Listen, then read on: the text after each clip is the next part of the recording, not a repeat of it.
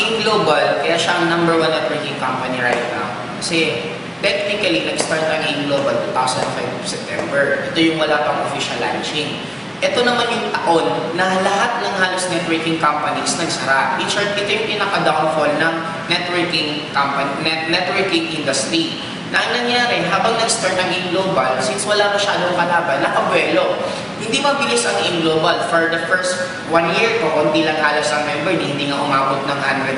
Sobrang bagal niya kung iisipin niya sa isang networking company. Pero, since dahan-dahan at wala siyang kalaban, naging tuloy-tuloy. Nung tumuloy-tuloy na medyo lalong lumaki na yung in-global, ang kagandahan dito, maraming na-anticipate kasi ang company. Una, ang goal ng company, kaya siya pinangalanan na in-global, hindi lang para in-global ang dating. Talaga ang goal ng company is maging global. Kaya ang kinuha ng product mismo ng in-global, hindi lang galing sa Philippines.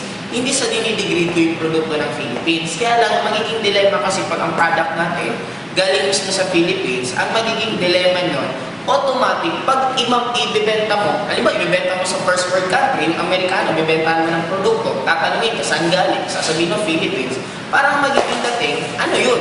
Di ba? Parang ang product yan, ba't pa kami bibili ng produktong galing Philippines kung meron naman galing ng US? Kaya ang ginawa ng in-global, kumuha sila ng product mismo, isa sa pinakamagaling gumawa ng food supplement. Ano yun? Yun na yung Nature's Way, na actually siya yung household name halos ng food supplement sa United States. Yun ang kinuha ng company. Kaya ngayon, nakakabuelo, magpumutang ang in-global sa iba't ibang country kasi nga maganda yung produkto at hindi na masyado nahihirapan. Maliban sa product, yung mga may-ari. Sa may-ari, sobrang until now, tuloy-tuloy pa rin sila nagtatrabaho, hindi pa rin sila